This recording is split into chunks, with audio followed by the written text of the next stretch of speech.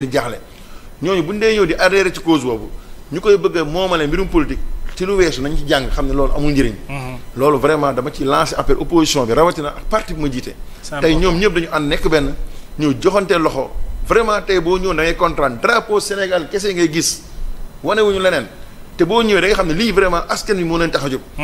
te gis nañ fa ay délégation yu bëri gis naa ay mbàkke yoo xam ne xaw ma seeni tur mais dañu solo waa Touba ñëw symboliser wane ñoom Touba lañ jógee gis nañ fa la famille des victimes les familles yu mel ni famille Mansour Faye gis nañ leen fa gis nañ famille Badara Gadiaga gis nañ famille Abdou Nguer ba ci honorable Farba Ngom gis nañ délégation yu bëri jóge Fouta ñëw taxaw vraiment ay conseils aussi yoo xam ne dañu wane ne ñoom ay conseils Farba municipal lañu dañu ñëw pour taxaw marché bi vraiment loolu li ñu ci mën a jàngal mooy population bi am na message bu am solo bu ñu lancé régime bi fi nekk mooy seeni nekkin vraiment kontaan nañu mu am solo absolument Bachir yow moom yaa nga fa woon. fa waroon teew yow fekkee nga ko dund nga ko. non man dama fa waroon teew. loolu ci mën a wax. ndaxte bu ma fa teewul woon du ma gore. ndaxte lu ñuy xeexal nii man lu ma dund la.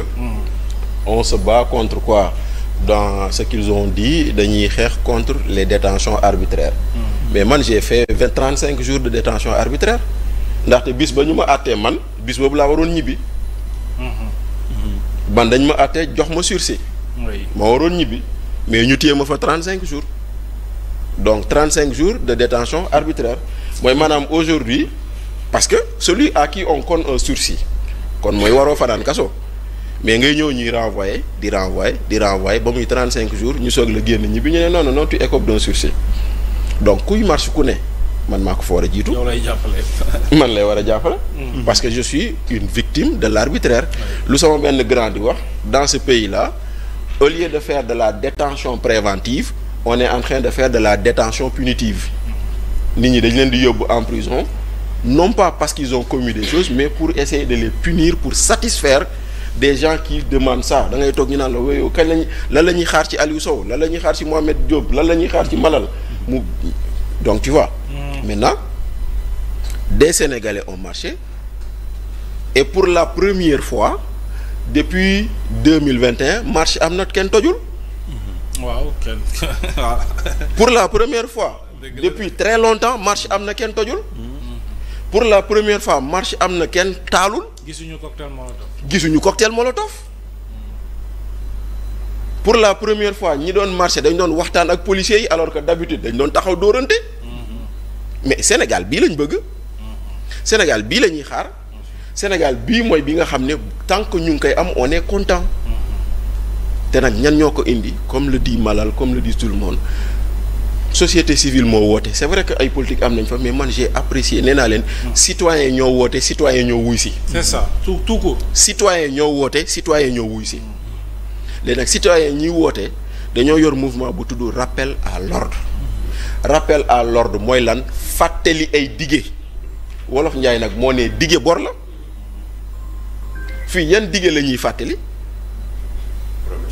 dige la yi nga doon promesse sax ay engagement la c'est plus que des promesses dige kii ne woon bu ngeen ma falee boo leen ma joxee majorité mbirum góor jigéen ma araamal ko nga am majorité 130 députés sur 165 di tendeefal ba tey kon nag dinañ la ko fàttali ñi lay fàttali tamit ni yow yaa ne woon ci sa programme bindu ko dañuy fexe ba ministère de la justice doo amati autorité ci procureur te ba tey ministre de la justice moo am autorité ci procureur ndaxte que yilif ministre de la justice moo toog ne bu ma nee jàppal leen ma diw da ngeen ko war a jàpp mu dane beneen diggé bu ñu lay war a fàttali beneen diggé bu ñu lay fàttali yow yaa ne woon donte le j'avais dit que man ak Aliou Sow ñoo bokkoon xalaat boobu noonu que c'est populiste de dire vouloir supprimer les fonds politiques yow yaa ne woon fonds politique ak noo ko mënti tuddee lañ ci teg fonds secret fonds leneen fonds de souveraineté lépp da nga ne woon dafa xaraam. bien sûr dafa xaraam kon nag boo demee ba bind ni dafa xaraam wax ko boo ñëwee nga ne bu ñëwee dañ koy supprimer dañ la koy supprimer rawatina ci période bii nga xam ne ñu am suñu ay mbokk yoo xam ne ñu ngi dund tolof-tolof te yaa daan wax ni fonds politique yi mën na régler seeni tolof-tolof dañ daan wax mu naan bu ñu jëlee fonds politique bii ak bii boo ko boolee mu dindi fi problème inondation tey nag c'est vraiment pas respecter waa Touba que de prendre 130 millions yi daan koy yóbbu Touba alors que yaa ne woon fonds politique yooyu boo ko dajale woon xëy na ay milliards la yu waroon mën a régler problème waa Touba. oui. donc loolu mooy lu waral marché bi beneen bu waral tax nit ñi marché te ma jàpp ni sax waa Pastef ñoo waroon jiitu ci marché bi. parce que Omar ñoom ñooy réclamer justice pour les détenus. ñoom ñooy réclamer justice pour les morts. mais rappel à l'ordre n'est rien d'autre qu'un mouvement qui leur dit yéen a ne woon loi d'amnistie da ngeen koy abroger da ngeen koy annuler pour que nit ñi mën a dem rendre compte ñu xam ku nekk ku la rey ku xam ku nekk kon tey jii bu fee ay citoyens kese. ñoo wuy ji woon Abdou Karim waa Pastef ñoo waroon njëkk. ci wuy ji ko parce que lu ñuy laaj la leen Abdou Karim doon marchal. donc marché bi am na nag mais marché bi nag dañ ko xawoon a saboté nag. waaw nañ ko wax nag. lu tax dañ ko xawoon a saboté. ndaxte xaw a saboté bi moo di ni Abdou Karim dafa def itinéraire. dem def déclaration ñu enquête ko sur son itinéraire jox ko arrêté pour l'itinéraire moo nekkoon départ rond-point école normale arrivée fin de marche rond-point Jet d'eau ñu toog ba 15 heures jot ñu ñëw toog pour war a dem police ñëw nee ñu l'itinéraire a changé. ñu ñëw ñu ne le préfet nee nañu itinéraire bu bees bi rond-point Jet d'eau la rond-point Liberté 5 léegi ñoom ñu bëgg ñu ne ñun nañ dugg ci oto yi dem ba Jet d'eau pour commencer foofu noonu suñu sonorisation bi ñu fay ko ñun nag dañoo dox jógee ko école normale dem Jet d'eau moo tax finalement on a eu 2 marches on n'a pas eu une marche on a marché 2 fois on a marché de rond-point école normale à Jet d'eau et après on a marché de Jet d'eau à rond-point Liberté 5. noonu la fa affaire bi dem. Très bien. donc maintenant préfet bi damaa jàpp ni xëy na mënoon na bàyyi nit ñi marché egg foofu dem parce que loolu la ñëpp joxante woon ci affiche yi annonce boobu moo si nekkoon mais ñu bàyyi ba desul lu dul ñuy départ ñu ñëw naa leen non le rassemblement ne commence pas ici fee la war a commencer mais rond-point Jet d'eau école normale rond-point Jet d'eau c'est entre Jean et Paul c'est la même chose normalement. Ouais. Mais bon dans tous les cas c'est une grande réussite c'est une très grande réussite boo xam ne c'est à mettre à l'actif des citoyens.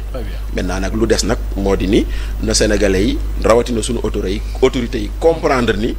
Comme le dit le nom du mouvement c'est un rappel à l'ordre par rapport à des engagements. Donc dige bor la tey jii ñoom ñoo ñu amel bor buñ ñu fayul ñu leen di ne fay leen ñu suñu bor. Omar. Ça va. Bon, moi d'abord. Est-ce que am nga satisfaction ci cette mobilisation? Parce que le vendredi dernier on a vu Omar bi doon def un appel. À ce que vraiment gars yi. C'est-à-dire yow boo taxawee ne amoo benn complexe vis-à-vis de ceux qui sont en Europe ou aux États-Unis da nga ko war a manifester à travers les mobilisations. te moo am tey organiser dara ay sénégalais yu sentir seen bopp ci mbir mi ñëw participer ñu def ko d'une manière pacifique def seen déclaration de ñibbi et c'est ça le Sénégal di féliciter Karim Xurum Xaq ak il y a une autre dame aussi qui est à l'intérieur